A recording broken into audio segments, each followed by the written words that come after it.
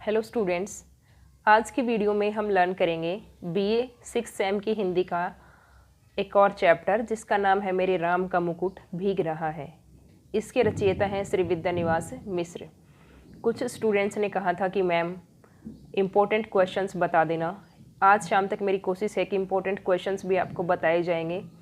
और इस चैप्टर से पहले जितने भी चैप्टर हैं बीए 6 सेम की हिंदी में, उन सभी पे वीडियो आ चुकी है। और बीए 6 सेम सिलेबस नाम से जो प्लेलिस्ट है ना, उसी के अंदर मिलेंगे स्टूडेंट्स आपको ये हिंदी वाले चैप्टर्स भी।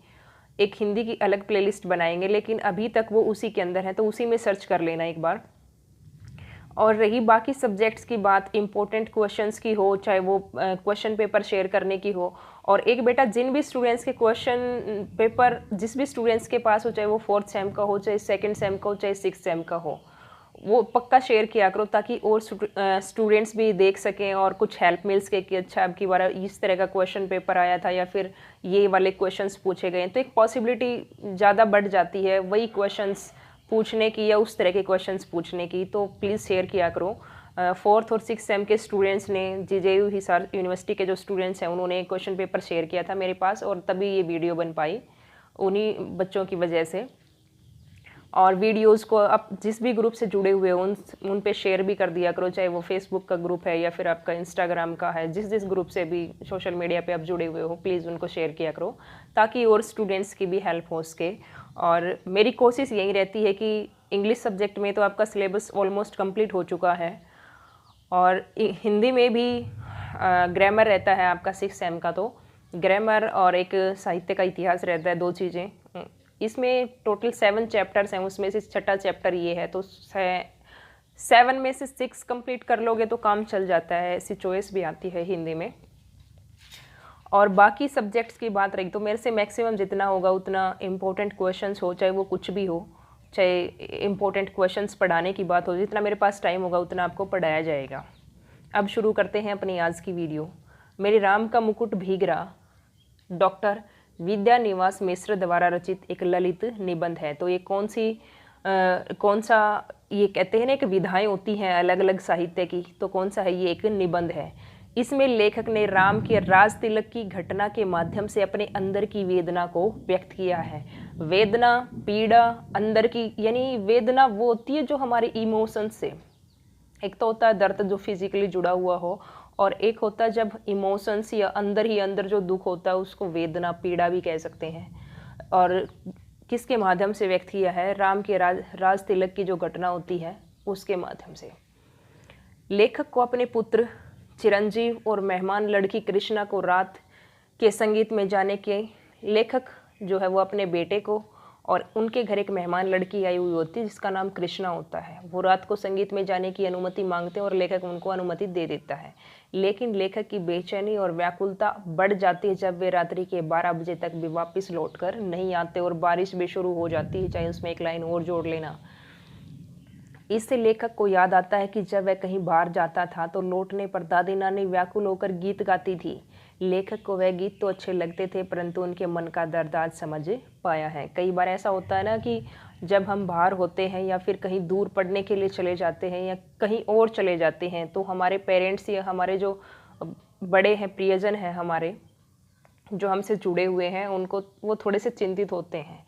लेकिन उस समय पर हमें वो बातें समझ में नहीं आती, उनकी चिंता का कारण समझ में नहीं आता। लेकिन जब हम उस स्टेज पे होते हैं तब हमें वो बातें समझ में आती है। और ऐसा ही लेखक के साथ हुआ है कि जब आज उनको समझ में आया कि जब मैं बाहर जाता हूँ तो मेरे दादी नानी या फिर मेरे माता पिता हैं वो कितने ज़्यादा चिंतित होते होंगे, आज उनका दर्द है वो समझ पाए हैं।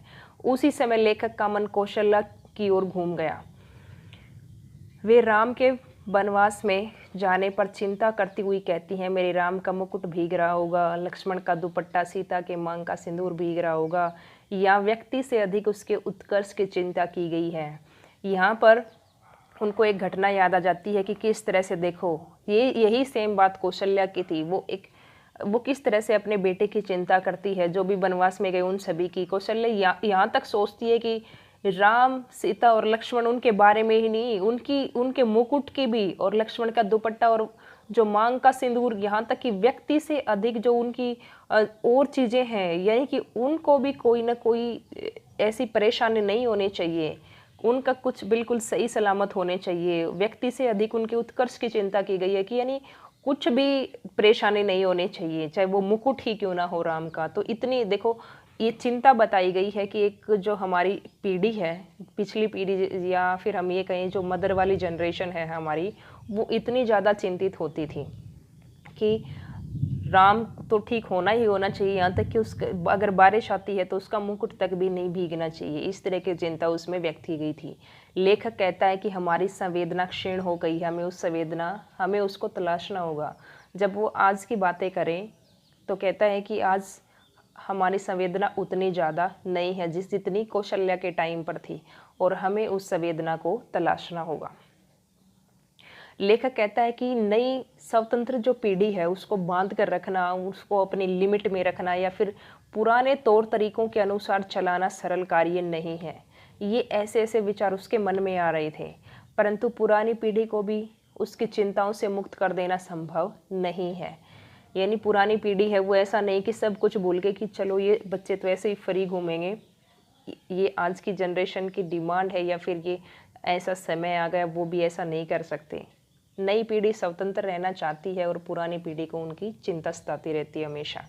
इस प्रकार निबंध के अंत तक लेखक इन्हीं विचारों और अपने कुछ प्रश्नों का हल खोजने में लगे रहते हैं और ऐसे ही सुबह हो जाती है।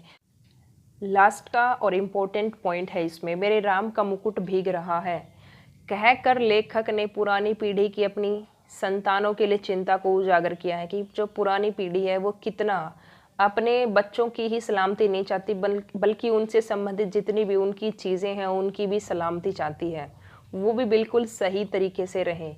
लेकिन नई पीढ़ी को इस बात की कोई परवाह नहीं है। ये एक पीढ़ी के बीच में एक गैप आ गया है, एक फासला आ गया है।